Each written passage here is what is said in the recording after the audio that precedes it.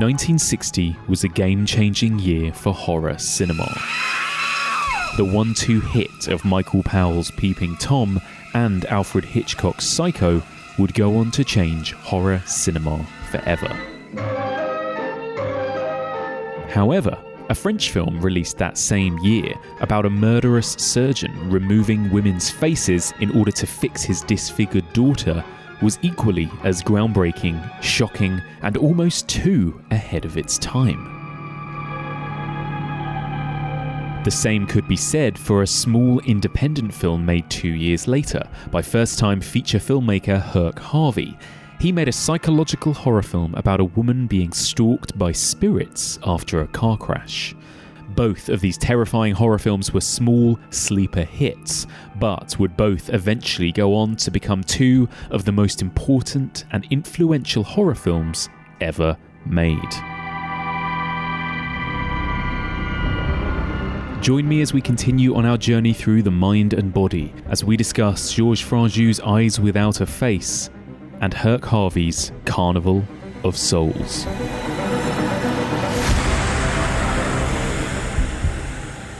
Welcome back to the Evolution of Horror. My name is Mike, and as ever, I am your host. If you're tuning in for the first time, then welcome. In this podcast, we explore and dissect the history and the evolution of the horror genre by looking at particular subgenres one series at a time.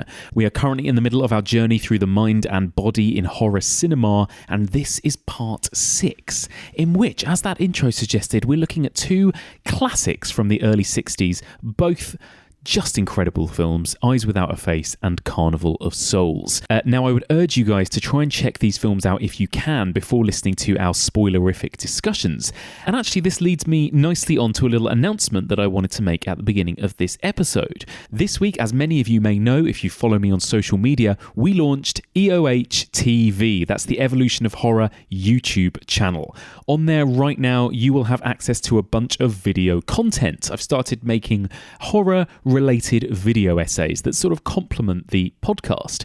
These videos can cover pretty much everything. I've got one on there that covers the whole evolution of the slasher and a similar one that explores folk horror. I've also got a couple of more director-centric videos. I've got one about the work of Lynch and Cronenberg and how they complement each other, and videos in which I try and explain and break down certain more complicated horror films or horror franchises. For example, I've got one that tries to untangle and explain all of the Halloween timelines, and I've also got one in which I give my interpretation to what's really going on in David Lynch's baffling nightmare noir Mulholland Drive. So they are all available right now for you to check out on youtube.com/evolution of horror. And most importantly, which leads me back to my main point, if you haven't seen Carnival of Souls, then you can head over to our Evolution of Horror YouTube channel and watch it right now. The film is actually public domain, so I was actually able to rip my Blu-ray and upload it onto the Evolution of Horror YouTube channel. And it also includes a little intro from me. So if you haven't seen Carnival of Souls, you've got literally no excuse. It is available for free online on our YouTube channel right now. Okay, let's get into this week's discussions. We've got so much to say about these brilliant two movies. Joining me to discuss all things Eyes Without a Face and Carnival of Souls, one of my very favourite people. So glad to have her back on the podcast once again. She was here last series, I believe, discussing Rosemary's Baby and The Exorcist with me. And she's back. Film producer extraordinaire Jen Handorf. Hello. Hello. Hello. Oh, how is life? How are you guys finding lockdown? It's a novel experience. To be perfect. I mean, to be honest, we're really lucky. We're in a brilliant situation. My husband Dan and I have a lovely friend staying with us, and we've got 2 lovely dogs and a lovely cat and a garden. So we're genuinely lucky. Aww. I had strawberry laces for breakfast, so I don't really know what else to be doing with my life at this stage. It's kind of, just one day at a time, basically. This is amazing. So you've got a guest and 2 animals. It's like you guys are like the sort of the closest thing in London to kind of a conventional nuclear family going on there. It's so good. It's I feel like we are like the modern family. It's absolutely brilliant. Yeah. I'm living with two men who I'm not biologically related to, and it's spectacular. It's an interesting family unit. Everyone tidies. They're both slightly afraid of me because I have this sort of commanding personality. So if from my perspective everything's going brilliantly, I don't know what would happen if you'd ask them. They're obviously both here in the room at the moment, but I've told them they're not allowed to speak. So no, they're not. Human beings, we're good at adjusting, aren't we? We're all getting by. That's the thing. We adapt. We're super evolved. The reason we are what we are is because we like to think on our feet as a creature, and we will continue to do so. And yes.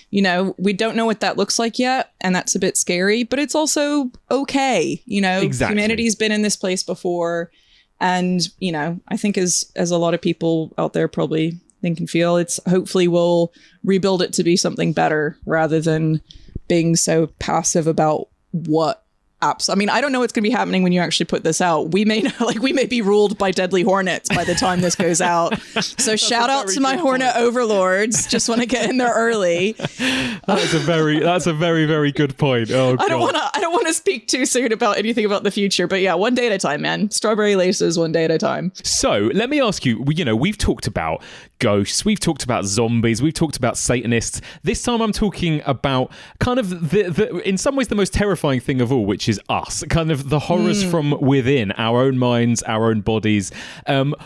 Are you a kind of fan of these types of movies? I mean, it's not really a subgenre per se, but what about, for example, let's start with body horror. I mean, what are your thoughts, Jen, on body horror?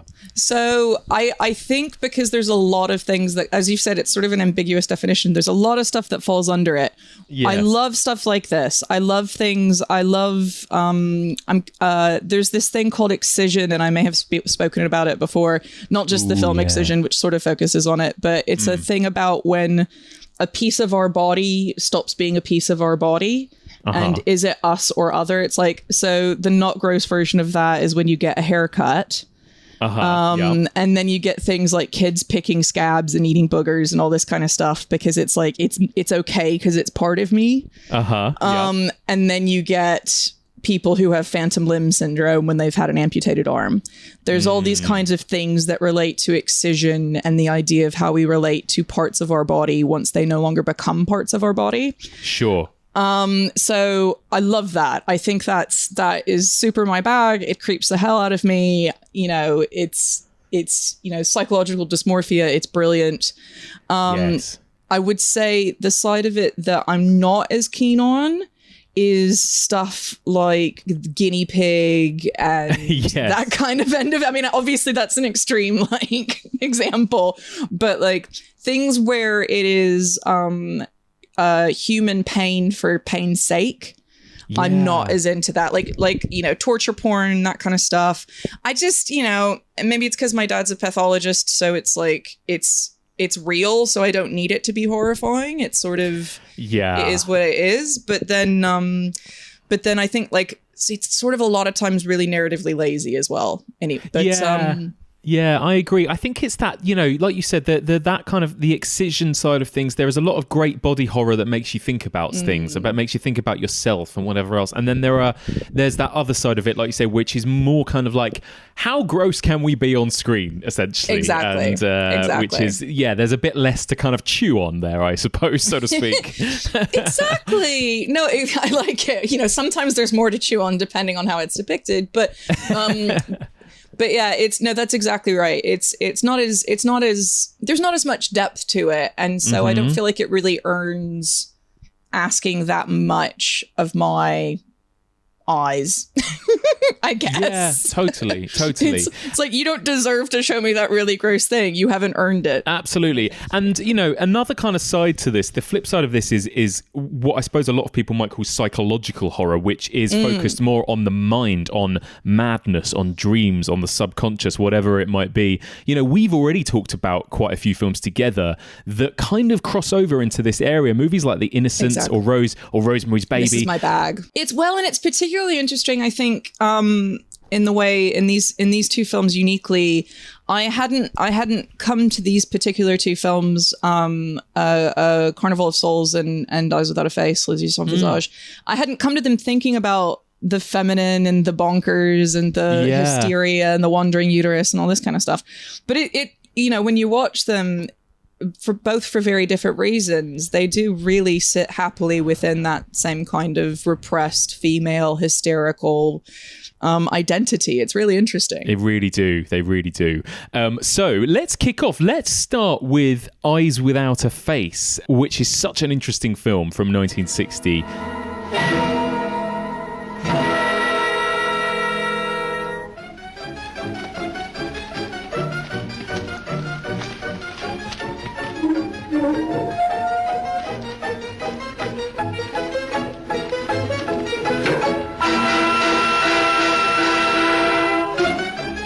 Pourquoi mens-tu? Depuis le temps que je te connais, je lis sur ton visage. Dis-moi la vérité.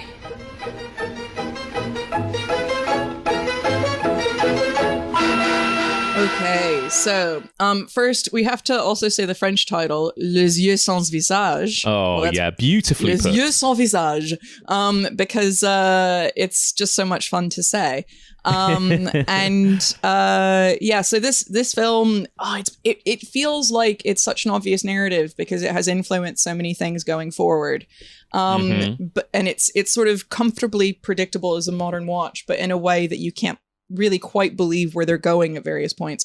So this film starts with a mysterious woman dumping a faceless woman's corpse into a river. So we're off to a smashing beginning.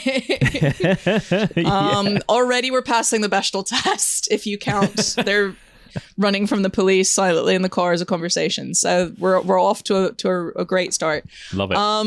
And then as we move forward, we're told that this is the daughter, the woman, the faceless woman who was in the river, was the daughter of this sort of scientist who has a history of creating techniques to graft skin onto a different human being. So I think it's called like heterograph. They've got a whole name for it. So as we go through this, we realize he goes to claim the girl's body as his daughter, then quickly goes back to his home and science lab. And we see that, oh my God, actually, no, his daughter is alive. And this mad scientist is stealing the faces off young women to try and give her a new face.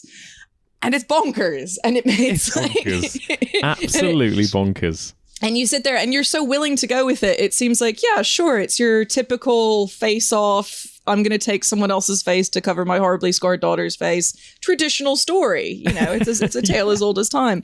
But I think that sense of familiarity and sort of easygoingness with this absolutely bonkers narrative is because it just feels so naturally portrayed. It's so relatable. The characters' choices all make really good sense. There's nothing where there's nobody running into a building when you feel like they should be running out of a building. It's got this almost, I was going to say almost documentarian kind of way of filming the events that are unfolding in front of us. Yes. Which is not surprising because the director was actually a documentarian before he made this film. So this sort of way it's being presented as reality, and it's got this fantastic history as possibly being the first real French modern horror film. It's got this huge weight behind this narrative, and it's just played so well that it feels like a film you've watched 100 times even if you've never seen it.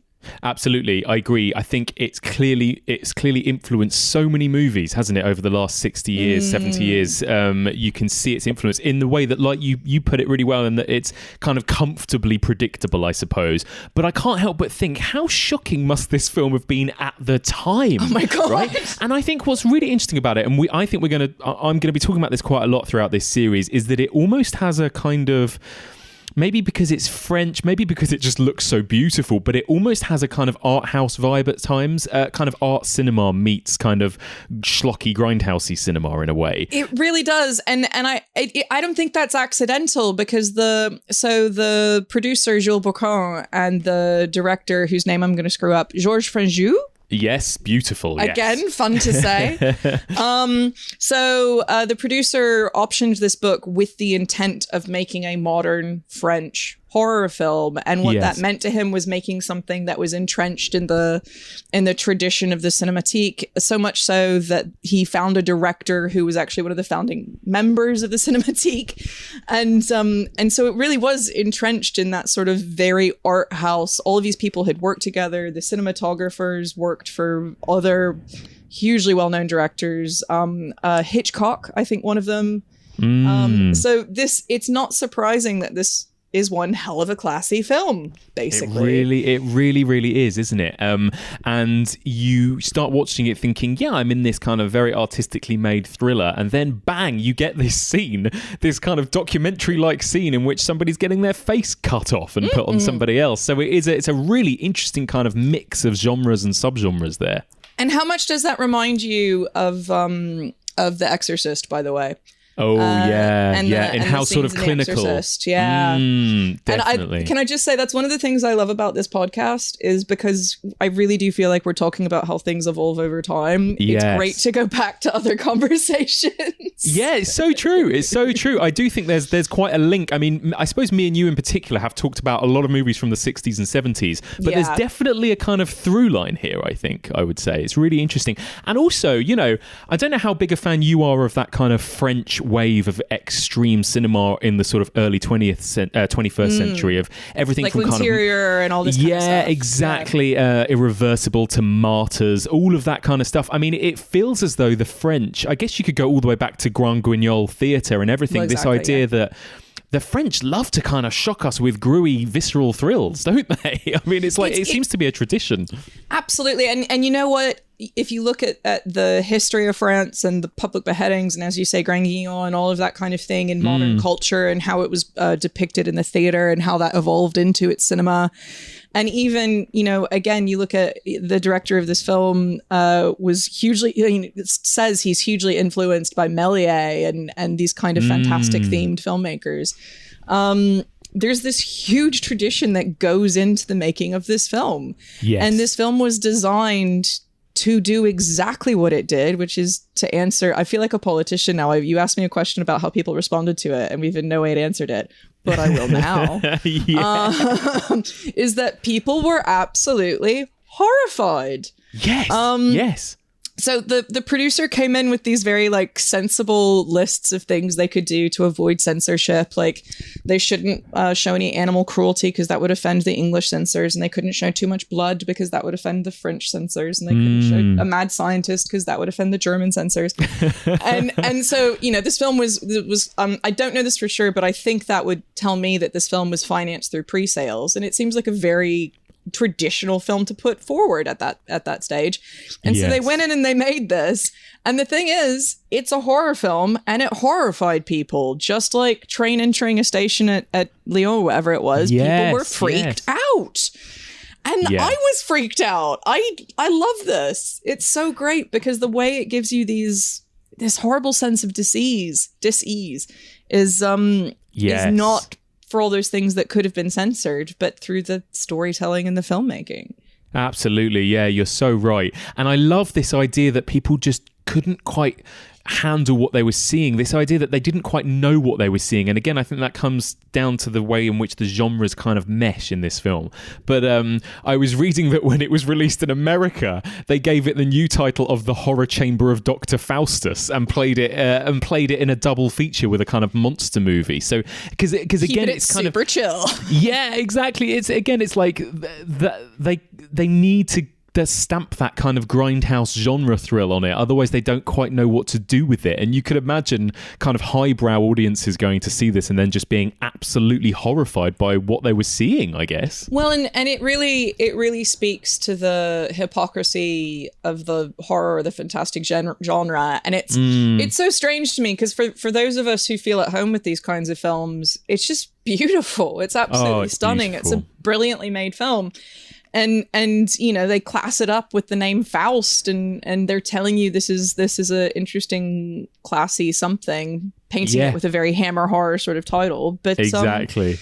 Opposite The Manster was the film it played opposite. Half man, half monster, all manster. I love that so much. So good. What do you, I mean, I think it can be tricky territory, this, when you're essentially making a horror film about somebody with some kind of disfigurement or something similar. Like, I spoke to James Swanton earlier in this series about the film Freaks from the 30s. And again, it tiptoes into problematic areas towards the end of Freaks when you're going, oh my God, look at how horrific all these people are, essentially. How do you think the film kind of steers this in Eyes Without a Face, the fact that it's about this woman who doesn't have a face, but where's the kind of the real horror, I suppose, coming from in this movie? So there's a couple things I want to address here. One of them is the sort of politics of a female face and beauty and the definition of existence through that. Ooh, yeah. And then, right? And then I've been home with nothing to do but read research materials. So be ready for a deep dive. I love it. And then the other side of it is obviously what has become much less acceptable socially now, and it's the implication of someone being monstrous because they don't look like us. Yes. And so it's easy to talk about that and kind of get it out of the way quite quickly. You know, the character who is the Eyes Without a Face of Christiane, she's stunning. She's never not stunning in this whole movie. You're so right. I want that mask. I want that mask as my God, like going out of the house mask.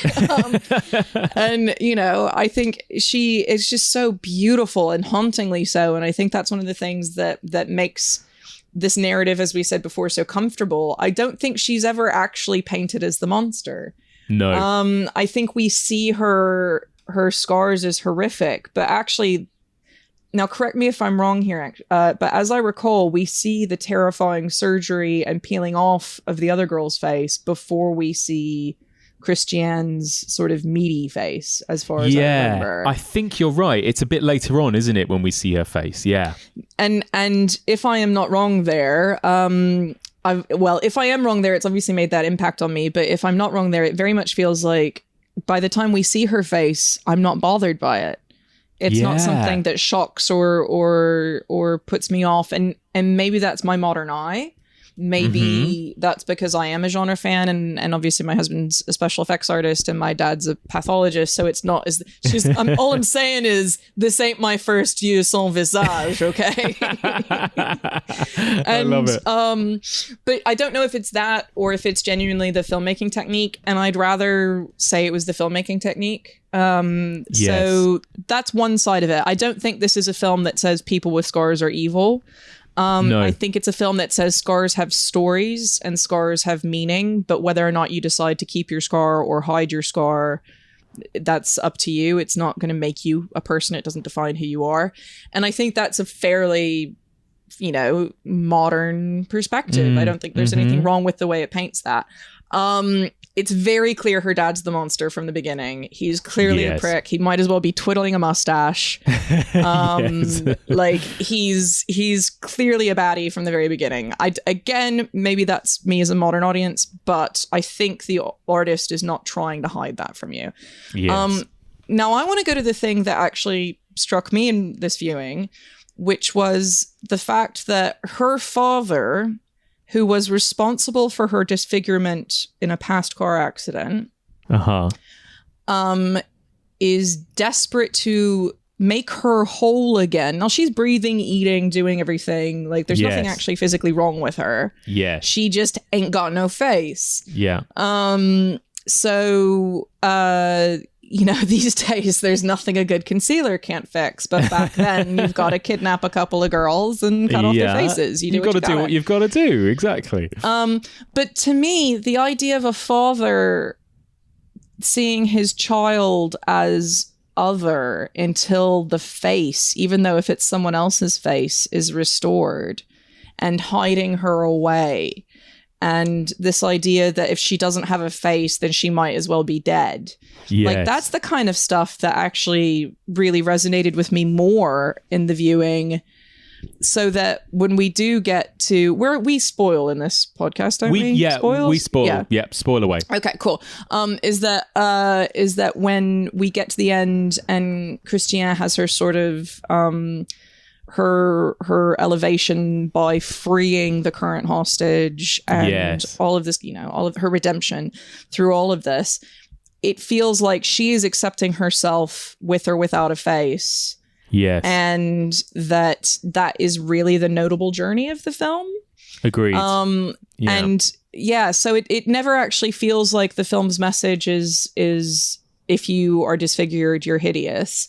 It very much feels like, be accepting of who you are, but as long as you're not a mad scientist's daughter in a basement with lots of dogs. Also, can I just say for a minute, John Woo has a lot to answer for here, because these doves flying out of sort of nowhere, I feel like she's but yeah, as far as the monstrosity and the scoring and how the body horror is reflected in this, I don't really think it's at the core of the story. I think how people respond to it is much more the core of the story, which is a fairly forward-thinking and modern perspective, really. Definitely. I think you're so right. I think what's the director is clearly doing, I think any scenes where you see this poor Christiane sort of almost, it's like fairy tale-like, right? She's kind of locked up in a tower almost. Mm-hmm. She's like this princess. And she is, there's this kind of tone of kind of melancholia, really, when we're with her, rather than fear or terror or horror. The horrors are all happening with what's going on down in the basement, I suppose. Absolutely. Much more than anything to do with her. The mask itself is quite creepy in that kind of uncanny way, but exactly. but otherwise it's really sad. I mean, more than anything, you just feel sad for this woman, and not because of her face, like you said. It's more because of this situation that she's trapped in, I suppose. Well, and furthering I think the being trapped or being prisoner is absolutely in the forefront of the narrative when you see her father's assistant snatch the phone away from her when she's trying to phone her fiance, who believes her to be dead. Yes. And actually, when you describe the narrative of this film, it's a little bit sort of Telemundo drama. Like the narrative is not a massively classy narrative, but damn if it's not filmed in a beautiful way, and it's performed so touchingly. It's a really strong film. It's such an interesting thing, and it comes right in the middle of all of these interesting movements, I guess, because it is this modern horror film. It came out in the same year as Peeping Tom and Psycho. Kind of really, in a way, this year is considered sort of year zero for modern horror, I suppose, in some ways, isn't it? But it's also bang in the middle of kind of French New Wave and all of that kind of artistic stuff going on. So you can see it's kind of like this weird mix of all these different elements coming into it, I think. Well, absolutely. And it's not surprising, I guess, then that because it was sort of locked between, it was neither Psycho nor The Weeknd. Yes. That it sort of fell to the wayside because and it's not, to me, it's not so much that it straddles both genres. I just think it occupies both. It is both an art house film and a horror. Yeah, exactly. It's almost just, and it's kind of both, and it's also neither. It's just entirely its own thing, I suppose. So you've talked about how beautifully this thing is shot. What do you think of the way in which he does kind of almost mix these two different styles of filmmaking, where you've got this almost like kind of dreamlike fairy tale, then with the documentary style sort of scenes that you've alluded to, obviously the operation scene where he has no score in the background, does he? And long takes, and it's unflinching. I mean, again, your husband is a practical effects artist. How do you think that scene is pulled, do you think it's pulled off well, and do you think it holds up? It's so good. It's so good. And I think, so my favorite things about this scene are, as you say, unflinching, long shot, slightly above eye line, so we're on a slightly omniscient perspective, unblinking, occasional cuts to the doctor's face, occasional cuts to the clamps, but the repeating line, clamp, yes, clamp. Yes. And it's just great filmmaking. It's just really nicely done. And classy as hell, really. I mean, I don't know if audiences then have any idea, like if they're looking at that blood trickling down from under the scalpel and they're saying, oh my God, we're watching a woman's face being cut off. Or if they like, I think a lot of modern audiences are thinking, oh, okay, so they've got a little bloodline at the back of the scalpel, but like it looks cool. Yes. You know, it's, I don't know how educated their view of horror was at that point and horror effects were at that point. So again, we can't really quite evoke their same response. Yeah. But I think that's almost where it went wrong, if I'm honest. I think people were so overwhelmed by the horror that it eclipsed the art house elements of the film at that time. And now we're so desensitized to that kind of thing, you can really appreciate the art house elements of this film. And that is my thesis. No, you're so right. Because really, I mean, look at it, for example, in comparison to Psycho, which came out that same year, and how over-stylized that shower stabbing scene is, how many edits there are, all of that music. And then in comparison to this autopsy scene, which is, you know, in my head, playing it back, it's almost like in a single take, you know? It's like you can barely even remember where the joins are. It's really something. And again, it doesn't have that traditional horror score or horror vibe. So yeah, again, it's just that strange. Now, I suppose you kind of just watch it with kind of awe and intrigue. You're like, wow, this is really, really impressive, you know? It is. And you know what? Like, for me now, I would definitely put it in the same kind of category as, you know, as The Innocents or something like that, where it doesn't really have that much gore in it. There's the surgery scene, which is totally unnerving, but not because of the gore, but because of the way it's filmed. There's the shot of Christiane's face. There's her father's face at the end, following an extended sequence of a really beautiful Alsatian playing with its owner on the ground. Oh, I love that. I love that. This is one of those moments where you can definitely see the seams of the filmmaking, where the cuts between the actor and the stuntman in those sequences, where it's like the sort of Michelin man in costume being attacked by the dog, and then it cuts to a close-up of the actor's face, and then it's like the Michelin's man's back being bit by the dog. Oh, don't bite me, Fido, I've got a treat in my hand. It's so wonderful though as well, because like you said, it's supposed to be obviously this climactic scene where the dogs are set free and they're supposed to be really going for this guy and basically sort of mauling him and eating him. Well, Boys from Brazil comes to mind. Yeah, and this Alsatian looks so happy and its tail's wagging, and like you said, it's exactly that. It is these like really happy dogs just playing with this guy on the floor. Hooray! and you know what the thing is though? I don't care as I watch it. No, it's the filmmaking again. I'm completely on board with it. It doesn't bother me. And maybe that's because it's an older film, so I understand that they didn't necessarily have the techniques we have now. Maybe it's because the filmmaking is so well done that I'm happy to suspend my disbelief. But yeah, I'm, you know, for my money, I'm happier to be able to watch it now as an art house film than I would be to have watched it then as a horror film. I'm glad I get to experience it this way.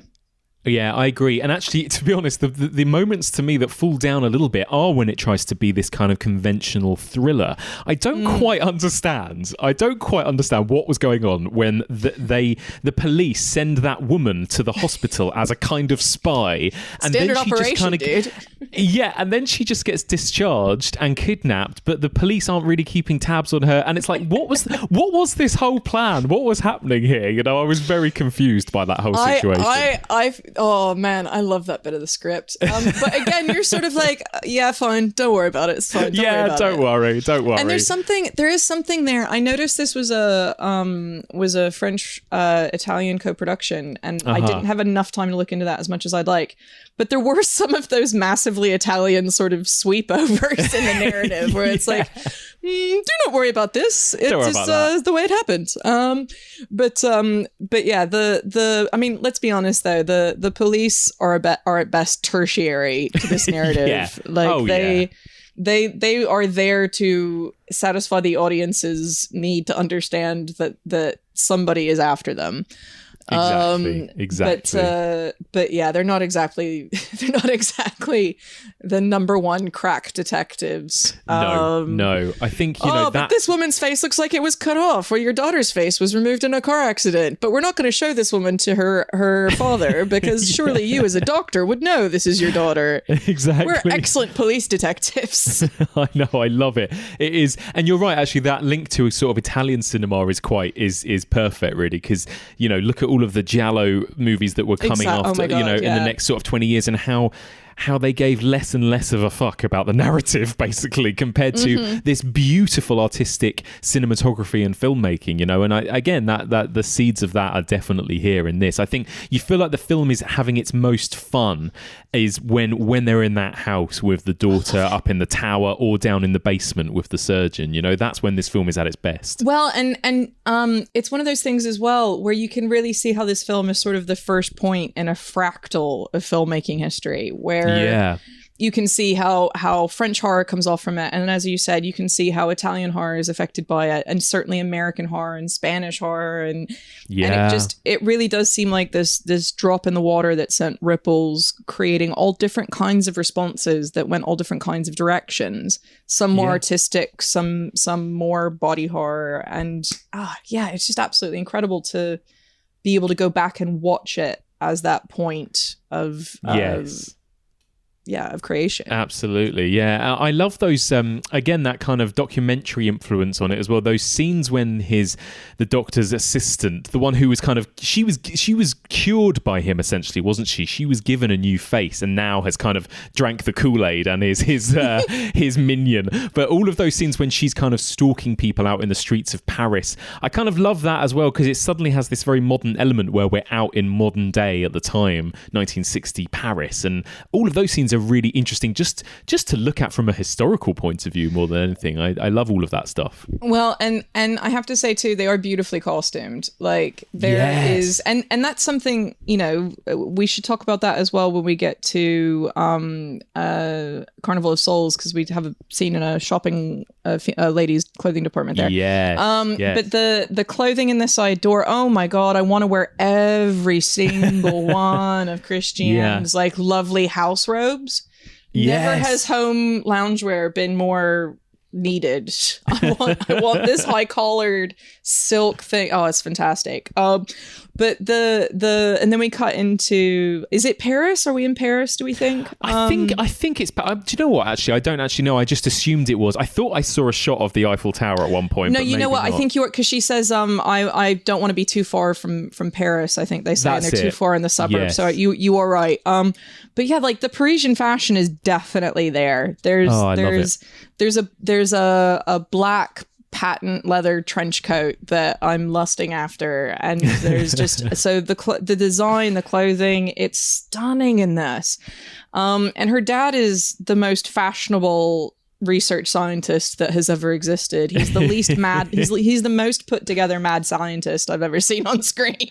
That's it as well, isn't it? He's not playing that quote unquote mad scientist in the conventional way, is he? It's really interesting that. Well, and he very much represents, I think, like the establishment and this sort of closed system that he's operating within.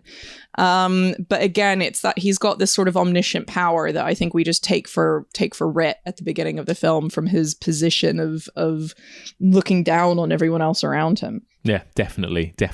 And I also love, again, it's the music is the most French thing I've ever heard in my life. It's the most that kind of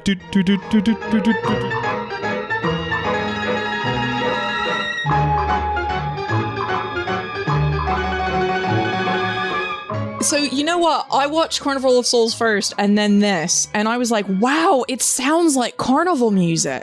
Yes, it does. It sounds like a merry-go-round, and I just couldn't get, and it was sort of infantile. And again, that it was just, we all go into films with our own context, and going in with that really straightforward context meant that I really had emphasis of that father-daughter entrapment, infantilization relationship. Yeah, that's so true. There's something very light and almost humorous about that music. That is again a strange thing, a strange tone. Again, it's something you can imagine people having difficulty getting their head around when they first watch this. But the music isn't your typical Hammer horror music or whatever, from the time. So yeah, that's really fascinating as well. Yeah, it's definitely, so it was a film for me. I'm a victim of film school, like a lot of people who listen to this. And yes. I'm sure I watched clips of both of these films when I was in film school and therefore refused to ever watch them in their full content because it would have constituted some kind of work.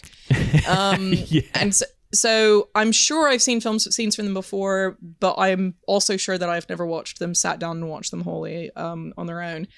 And honestly, I just want to watch it again. I just want to watch it again and maybe 2 or 3 more times. There's so much rich like context and origin and filmmaking in this piece that anyone who hasn't watched it at least twice, there are going to be so many people who tell me I'm an idiot and it's boring. But like, I really genuinely think everyone should really try. And if ever you felt like, I'm not into old films or subtitle films or this, that, and the other, give this one a go, man, because there's so much there that I think it's really hard not to feel attached to it. Well, it's wonderful because it ticks all the boxes. I think even if you kind of feel a bit like, it runs the risk of sounding stuffy or arty or old, like you said in your plot synopsis, it literally starts with a woman dumping a body that's missing a face in a river. It's like it throws you straight into this kind of B-movie plot, So I think good. It really is quite fun as well. Well, and it doesn't try not to be. Yeah. Yeah. It doesn't ever try, it doesn't take itself too serious. Like, this is something that a lot of films that go down this route have misstepped on. It doesn't take itself too seriously. It's super earnest. Yep. Everyone set out making it with the intention of creating a modern horror. And I think having a team that is so much on the same page there, which is another link I want to draw to Carnival of Souls, but having a team who are so professional and so well qualified and so experienced, all have the same mission working together. I really think they did what they set out to do so successfully, and it's a damn shame that they were just so far ahead of their time that they couldn't be recognized for it then. I know, and isn't that so? That's the way so often with so many films we talk about. It's like sometimes these films are just too ahead of their time for their own good. But it's absolutely wonderful. And my last question about this film is then, and you've kind of alluded to this already, but can you see its influence on the rest of horror and cinema in general? I mean, clearly this film must be a big influence to a lot of subsequent filmmakers, mustn't it? Absolutely not. I'm pretty sure no one else has ever watched it. No, of course. Like and you're going to have to help me here if I can't look it up first. But what was the Almodovar? The Skin I Live In. So I watched The Skin I Live In a couple years ago, and it really, and again, I think it's because I had seen clips of this, and these images are so entrenched in our mind of Les Yeux Sans Visage. I had that same feeling of familiarity and weirdness and attachment, and it's almost a remake of this. Like there's a lot of, It says it's heavily influenced, but I think there's a bit more than a wink and a nod there. Oh my God, yeah, totally. I watched this film with my partner Rihanna, who hadn't seen it, and she loves The Skin I Live In, and about a third of the way in, she was like, "Hang on, is this is just The Skin I Live In, isn't it?" I was like, "Yes, that's correct. Yeah, it is. It's essentially a remake, isn't it?" Dude, I've just realized John Woo also did Face Off. Yes, he did. Yeah, exactly. I'm having a bit of like, so I have to, that's just dawned on me. Like when I saw the doves, I was like, haha, John Woo. But it has actually, I'd completely forgotten that he directed Face Off, which I fondly refer to as Travoltage. And that's outstanding. Absolutely. That's what I thought you meant. Yeah, no, because John Woo clearly as well. Yeah, it's fascinating. Oh my God. Yeah. Well, see, I've made my own point. Absolutely, you've solidified your own point. And also, of course, I imagine it must have been an influence on Cronenberg as well, because, how could it not? Cronenberg came from that scientific kind of biologist background before he was a filmmaker too, and there's something kind of surgical, obviously, and scientific about his movies in the way that there is here as well. So, well, he's also a film literate individual, like he's somebody who knows the history and knows what came before him. I'd be very surprised to find he'd never heard of it, if not definitely seen it. Totally, yeah. But you know what? Even if he hasn't, I think it still had a cultural impact that had that butterfly's wings effect to where he went to and will hopefully go. We'll see. Definitely. I love it. So to end with a very simple question, would you still recommend this movie to people? Oh my God, yes. I'm gonna my parents are in the States, obviously, and I'm here in the UK. So I'm gonna actually recommend it to my dad. Awesome. Whose most horrific gift to me was a human brain to dissect when I was failing biology at university. It was perfectly legal. I'll tell you that right now. It was perfectly legal.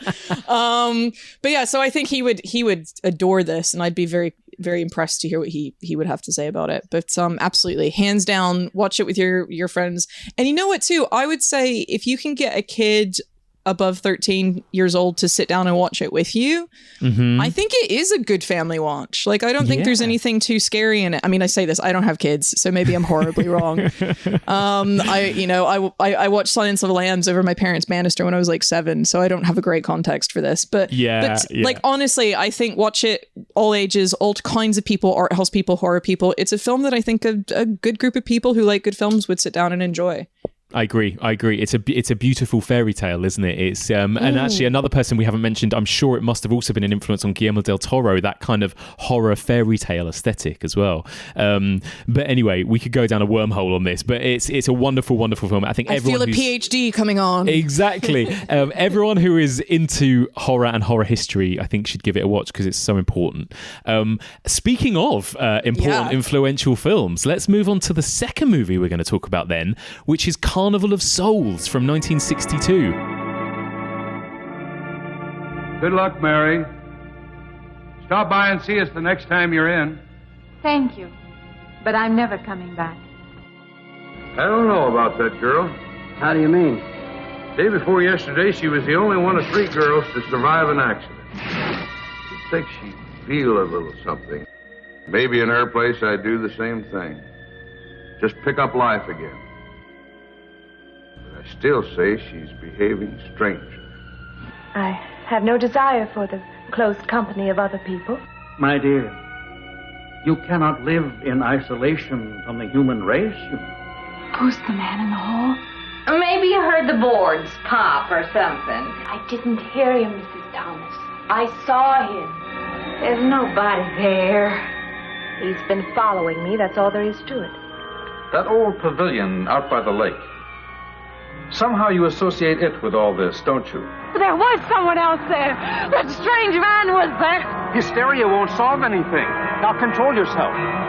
You think I imagined all of it, don't you? You think I'm insane? I didn't say that. I don't mean that. That's just what I need. Get mixed up with some girls off a rocker. I don't want to be left. So, we open the film with a drag race, which tragically ends in the death of 3 young women. And we think, and then one of those women is resurrected from the river and comes, we find out she's an organist. She moves towns to sort of deal with the remorse of this car accident, and everything's going just a bit chaotically for her when she suddenly starts to disappear. Yes. Meanwhile, she's obsessed with this abandoned carnival on the horizon and finds herself unnaturally drawn to it. So again, it's really another film of a hysterical woman. Is what it boils down to. And again, it comes very much from this sort of third person, like the documentary style of Les Yeux Sans Visage. Comes to that third person perspective of observing everything that's happening to her. Yes. Which is I'm just going to keep going. I'm so excited. I love both these films. I'm so excited to talk about both of them. So good. I think this is because so with Les Yeux Sans Visage, we're working with a director who has art house cred. He has documentary cred. He's got loads of crew who have worked with him before coming onto the film who've done big stuff. On Carnival of Souls, we have someone who, the director is someone who has got theater cred. The lead actress was trained by Strasberg, so she's got theater cred. The director has been doing educational films, award-winning educational films for years. The writer was his co-worker at the educational film company. So in a very much similar way, you've got this group of people coming together who were making this story because they loved it and wanted to create a mood and wanted to make a film, gosh damn it. Yes. And it has that same vibe. I love it. I love it, love it, love it, love it, love it. I loved it too. And I think you hit the nail on the head when you said this group of people wanted to create a mood. I mean, it feels to me more like it's, again, famously, this film is an influence on people like David Lynch. And I think there is this feeling that this film is really all about the mood more than it is about the story in a way. I guess similar to Eyes Without a Face as well in that regard as well. It's really kind of, you know, we've talked about before when we talked about things like The Innocents. I know you've spoken about how you're a big fan of films that evoke the uncanny, this feeling that everything is just somehow a bit off. And I can't help but feel like this film is literally, it's the film version of the uncanny, isn't it? It's like nothing is quite right in this film. It's so good. And you know, you talked about films like Los Ultras as well, and the others, and it's just, and especially when it comes to the female and the feminine and this isolation and repulsion does it. It's just, yum, yum, yum, yum, yum. It's just so good. I know. It is, absolutely. It's wonderful in all that regard. What do you think is really going on in this film then? Because people have different theories. Is this some sort of supernatural ghost story where she's dead and she's being surrounded by other ghosts or something? Or is it some sort of dream or hallucination? Do you have any theories of what really is happening in this film? So I'm going to give another politician's answer and say it doesn't matter. And the reason I'm going to say that, so again, you know, I like to talk about how films are made and how that influences the final piece. So this film started with the image of that, and it's not an abandoned carnival, but like of that abandoned carnival on the horizon. The director saw it when he was out location scouting something else, and he said, I want a film that ends with a load of dead souls dancing in that space. Yeah. And then they literally reverse engineered it. They were, and I think that is so clever and so cool and such a really interesting bit of filmmaking where you know how you want the audience to feel and experience the ending of your film.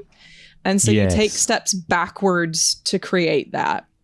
Yes. So is she dead? Is she not? Is she whatever? If my hand was to the fire, I'd say it's a half purgatory where once she has come to grips or accepted something, she ends up moving on.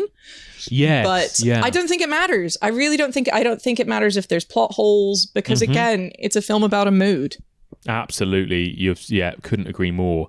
And, you know, it's got one of those, it's an early example of one of those tropes that I love, which is this kind of unreliable narrator, I suppose, as well. We kind of go on this journey with Mary, this character, and we don't know really that what we're seeing is real. We don't know if she's quote unquote sane or insane. We don't even know if she's alive or dead. So everything we're seeing, there's this kind of feeling that anything could happen at any given moment. So that you're right. That's why it doesn't really matter about plot holes or whatever else, because we're so much inside this woman's mind, I think. Well, so I'm gonna push back on you slightly because I think rather than it's a funny one, and I think it's slightly weirder than that. That rather than being within her mind in a very David Lynchian way, we're existing in the ether of an event which is in her mind. Ooh, bear with me for a minute. Bear with me for a minute because, as I say, it's not important. Because the reason we do get scenes that she's not in, we have conversations that she doesn't experience that we have witnessed to. That's a good point. Yeah. There's a conversation between the doctor and her landlady, which apparently was cut from a couple of versions of the film. Interesting. We've also got the scene between her fellow lodger and his fellow fuckboy, if I'm allowed to say that. Yes, absolutely. So we are privy to events and conversations that she's not privy to. So I don't feel like she is our narrator, but I do feel like we have this third person omniscient narrator in her world. It's a very similar perspective as Les yeux sans visage. Yeah. Is that, every time I say it in French, is that like me saying "con" instead of cans? Is that like, does it sound really pretentious every time I say it in French? No, it's just it sounds so great, much more fun to say. It does make you sound very clever cinephile. I mean, I've got to say that's true. Okay, so maybe I'll pump the brakes there a little bit. My boy eyes no face. Eyes no facey. That's the one. Anyway, but yeah, no, this, honestly, there's such a great double bill. I cannot recommend it highly enough. They play off each other beautifully. They do. They really do. What do you think of Mary as our as our main character, as our kind of conduit into this world, I suppose, then, and, you mentioned she comes from a sort of background in theatre. Can you tell that in the film? Sometimes you can tell when theatre actors step on camera. No, and I think that she definitely elevates herself beyond that. Looking a little bit at her background, she is someone who trained as a professional, but also she trained under amazing people. So yes, she I think there's a fairly theatrical style to a lot of performances during this era. So I think any sense of that comes more from the style of the era rather than any sort of trappings of her earlier training. But she does definitely remind me of Barbara for some reason, but I think that's as much styling as anything else. Me too. I think it must be just the way she looks. She's definitely she's definitely better than Barbara. I know, right? She's a much better actress, like definitely a better actress, but there is there's a whiff of Barbara, but I think it's just that sort of style. It's that face. Just to explain to people who may not know, we're talking about the character from Night of the Living Dead, right? The woman who is attacked the woman who is attacked in the graveyard at the beginning and then kind of becomes this, and then after that opening scene, she kind of becomes this like mute, hysterical thing that kind of doesn't really have anything more to do or say. But yeah, she's unfortunate. It's the catatonia, really. Maybe it is that catatonia, that catatonic state that brings those connections. Because when she and I say goes invisible, she doesn't actually go invisible. It's no one notices her anymore, and she can't hear anyone. So it's sort of this spirit realm, other worlds beyond things she enters. But she has the appearance of going into a fugue, like a sort of distant stare, vacantness that that does bring the Barbara comparison to the four, I think. Yeah, I agree. But I like that, compared to Barbara, she's quite a strong character. And she, I like the fact that, and it's interesting you mentioned, is this some sort of purgatory? Because a part of me thought, is this something where she somehow needs to, find faith or something? Because there's all these scenes at the beginning where she's playing the organ and she's very much kind of, why do I have to be this and this and that just because I'm playing an organ? It's my job. It doesn't mean I have to believe in this stuff or be a Christian. Hardcore respect. Yeah, hardcore respect. Exactly. Well, Mary, you'll make a fine organist for that church. Be very satisfying to you, I think. It's just a job to me. Well, it's not quite the attitude for going into church work. I'm not taking the vows. I'm only going to play the organ. And I'm constantly amazed at how, watching films from this era, you see these actually what we would call progressive stances. Yes. Yeah. I'm surprised to find someone working in a church saying, I don't have to be religious. This is my job. It's okay for me not to be religious. And everybody being chill about that. Yeah. Similarly, the scene where our heroine is taking a bath and expecting her landlady to bring up a tray. Yes. She hears a knock at her door and says, "Come on in." And it's the skivy, gross, weird, pervy guy who's her fellow lodger. And the way she deals with it is like amazing. She's just like, "Bye now, go away. You need to go out. No means no. Get out of my room. Thank you, no thank you. See you later. Get out, get out, get out, get out." I know. And it feels like, she has no problem telling this guy to get the hell out of her room in the most polite way possible. I know. I love it, actually. She's a really interesting character. And what I mean, this is similar to what we discussed with Eyes Without a Face, is in that, do you think the film believes her, as in like there are lots of conversations that other people have about her where they're like, she's a very strange woman, I think she needs help, blah blah blah. Do you think that the film believes that, or is she, in some ways the only sane one in this insane world? Is it which way round is it, I suppose? I would say that the filmmaker really impresses me with his understanding of gaslighting in this instance. Yes. And very much in the same way that Repulsion does so, and a couple of other films made by men, where it's sort of surprising that they capture the notion of having people tell you you're crazy when you know you're not crazy so astutely. Yes. And I think I can't speak to a male experience of that narrative device, but for me, I find it terrifying. I find it like losing your teeth, all that kind of stuff, kind of terrifying. Yeah, definitely. And again, when we talk about these kind of body horrors, I suppose that is the thing that frightens me, is being told, or being denied my reality. That's the thing that frightens me. And I think that's what's so scary for Mary. And she seems to persevere throughout. She's confident herself that this is her reality, but she does face all these people telling her it's not. And she never really wavers. She's forever certain this is happening, whether or not people believe her. And there's not quite the same grand thematic closure of Eyes Without a Face that we see there, but I don't think there needs to be. It's not a character-driven narrative. There is an emotional closure, I think, where she accepts her fear. She sort of welcomes her fear to her and embraces her fear, which is kind of awesome.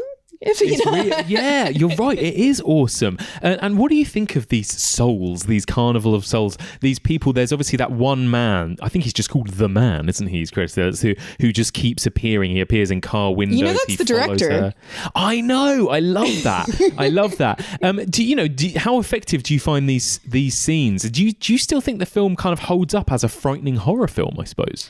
I really do. I loved, there's something, as I said, the man is played by Herc Harvey, who's the director, who himself has actor training and theater directing training and had this huge background in directing educational films.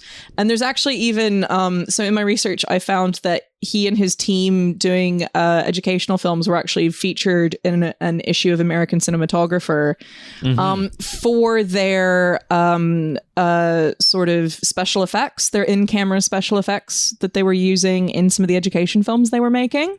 Yes. And so when you then go to Carnival of Souls and you see these sort of Pepper's ghost reflections,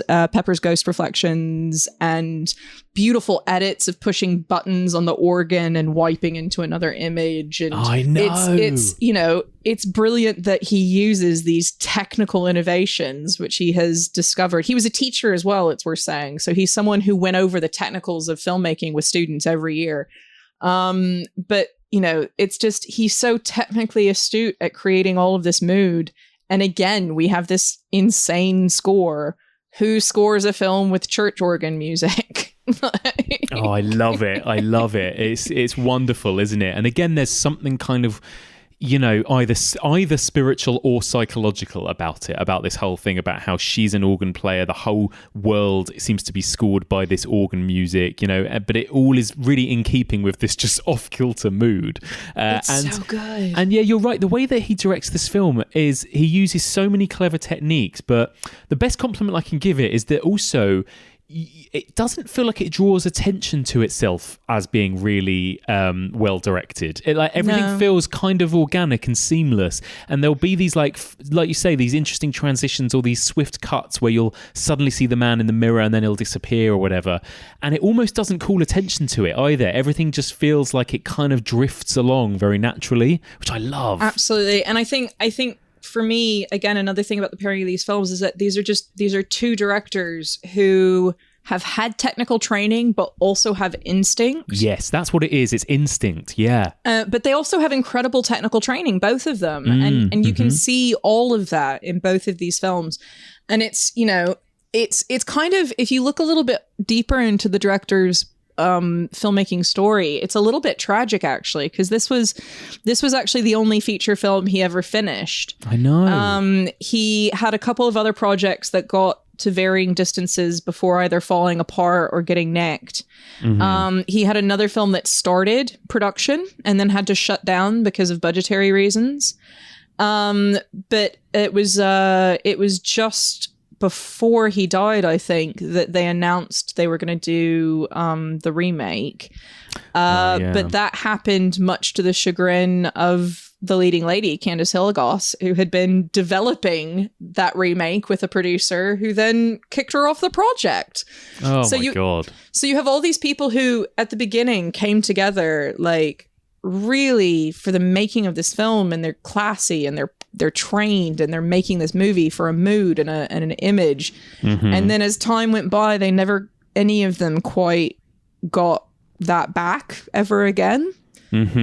And it just, sometimes it goes to show the sort of magic of these kind of events sometimes. You know, those involved with Eyes Without a Face went on to do incredible things and more things. And these guys, same background, same taste, same skills, just sort of fizzled. Yeah, exactly. It's really sad and really interesting. It's like one of my personal favorite ever films, The Night of the Hunter. You know, Charles Lawton, his first and last film that he ever directed. Yeah, Love Hate, which, you know, it just completely flopped with audiences and critics. And again, there's that feeling that some films are too ahead of their time or something. And I think Carnival of Souls, again, apparently kind of went pretty largely unnoticed by critics, and it didn't make a particular big splash at the time.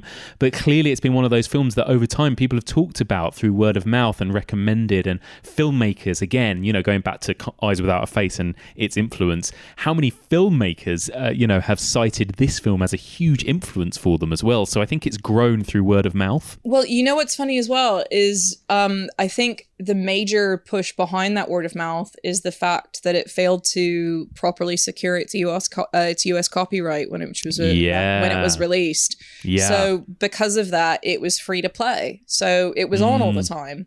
Yes. And I think this is one of those things where I remember seeing it as well, that I feel like I was at my grandmother's with their old weird TV and it was on at some point because it was free. So it was constantly on.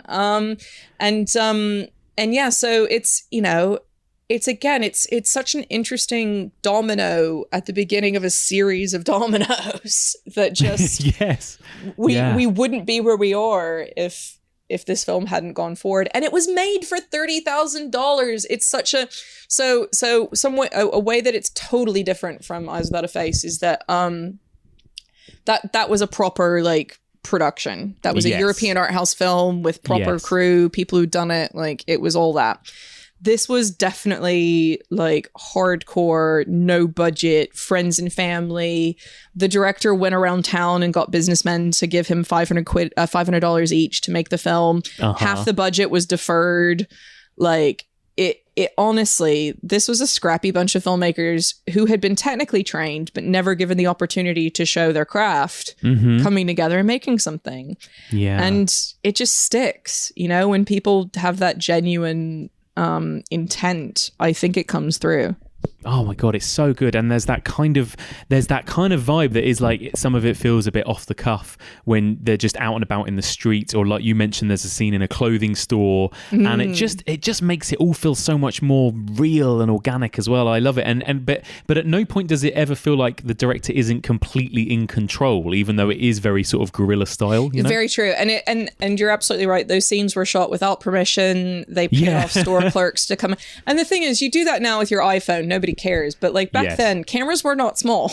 It's not like somebody just could, you know, like sort of hide it in their jacket. So there's a lot of chutzpah that goes into this film as well, and it's just it just shows like really good craft and understanding of what they wanted to do. And it's such an enjoyable journey to go on with them. And I think this links back to something Jamie Graham talked about with Night of the Living Dead, which is also public domain, that I think the other reason I know so many moments from Carnival of Souls is because whenever people are watching a horror film in films, they always chuck on either Carnival of Souls or Night of the Living Dead, obviously, because it's free. So yeah, why wouldn't you? It's so true.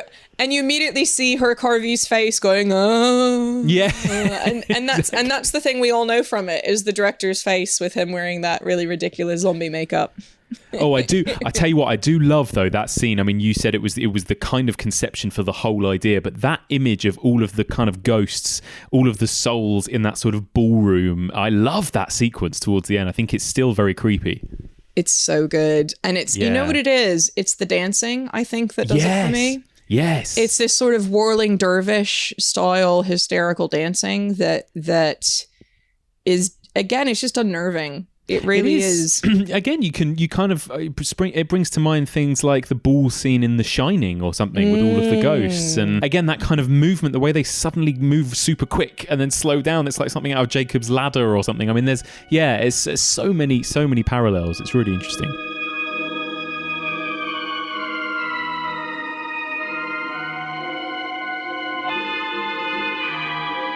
So again, like Eyes Without a Face, I mean, I guess this is pretty much a must, right, for any horror film horror fan who wants to, scrub up on their history and see a great old film, I guess. Exactly. Well, and further to that, if you're a fan of the sort of oh god, now the phrase has gone completely out of my mind. What's folk horror? If you're a fan of like British folk horror, I think this film really embraces that sort of American version, which I would call Night of the Hunter part of, and like the Cars That Ate Paris part of, and this sort of dusty, isolated town where people went out there during Manifest Destiny, and now there's no money and everybody's starving during the Depression. There's this sort of similar isolationist and otherness, and there's more to look into there, I think, definitely. But it's sort of, modernly it taps into things like Green Room and Cop Car and that kind of stuff.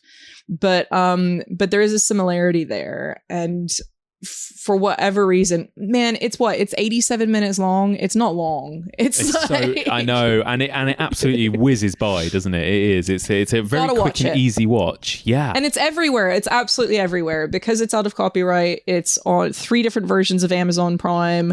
Do not watch the colored version, I've been told. Apparently, it's no good. But it's everywhere, so you have no excuse not to watch this film. Also, I will say, because I have actually seen the remake a long time ago, and do not see the remake. The remake is terrible, and also nothing like the original, really, as well. I mean, other than its title, it doesn't really bear much similarity. So yeah, avoid the remake, I would say. Who was it? Wasn't it some heavy metal somebody who had something to do with it? Yeah, I think it was. It was a few different people, and also I've got a feeling Wes Craven produced it. There were a few big names involved in kind of bringing it to life, because obviously all these people were such a fan of the original, but for whatever reason, I don't know if it was too many cooks or whatever, it was a bit of a mess, the remake. Avoid. Yeah, thankfully I've not watched that one. Yeah, if it's in color, you're watching the wrong version. Oh, totally. And they definitely go for they really play up the carnival aspect, and the person that's following her around in Carnival of Souls is actually a clown, and there's a lot of Pennywise-esque kind of red balloons that appear and stuff, and it goes a lot more kind of Stephen King than the original. So yeah, I mean, you can see what they were trying to do, but it doesn't work. No thank you.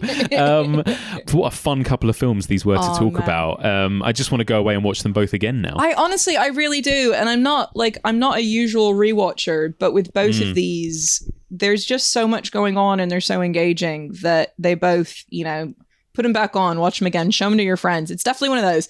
It's when you watch, get excited about, and then make your friends watch with you again. Totally, 100%. Amazing. Well, Jen, thank you so much for this and taking the time to do this. It's been a bit weird. Usually we get to do these kind of chats face to face, but I'm glad that we were still able to make it happen. Absolutely, and hopefully my self-record has not caused too many technical difficulties. We'll see when you're charged with listening back. Let's see. Amazing. Where can people find you out there in the world and on social media, etc.? So I am, as always, at Jen Handorf on Twitter. You can find me there talking about what the hell is going on in the world at the moment and how film is going to look several months from now. And also just showing you pictures of my puppy, because who doesn't need that? Oh, that's what we all need right now, Jen. We all need that. I love it. Oh, well, thank you so much. And that's it for this week. Thank you so much for listening, and a huge thank you to my brilliant guest, Jen Handorf. It's always such a treat to have Jen on the podcast. So please do get in touch. What did you think of this week's episode? What do you think of these two films? I would love to hear some of your thoughts and interpretations. Get in touch. The email address is evolutionofhorror@gmail.com. You can also find us on Facebook, Instagram, Twitter, and Letterboxd. And you can also now find us on YouTube. If you're into video essays and horror-related video content, head on over to youtube.com/evolutionofhorror. If you want to support this podcast and everything we do here and be treated to weekly bonus content, you can. Head on over to our Patreon channel. That's patreon.com/evolutionofhorror. If you donate $5 per month, you will get treated to bonus episodes every 2 weeks. And if you donate $10 per month, you will get bonus episodes every single week, including access to our exclusive mini-seasons. Currently, we are in the middle of our Twin Peaks mini-season, and the next part of that is going out next week. Meanwhile, earlier on in the week on Patreon, we released a special episode reviewing the brilliant found footage ghost movie Death of a Vlogger, which is available to stream and rent right now. One more time, if you want to check that out, head on over to patreon.com/evolutionofhorror. You can find this podcast on all major podcast platforms, including iTunes, Podbean, Stitcher, Acast, Libsyn, and Spotify. Please subscribe to us. Please do spread the word about us. Tell your friends and family about us. Tweet about us if you can. And if you haven't done so already, we would really appreciate you leaving us a nice 5-star review on Apple Podcasts, which really helps us get discovered by new listeners.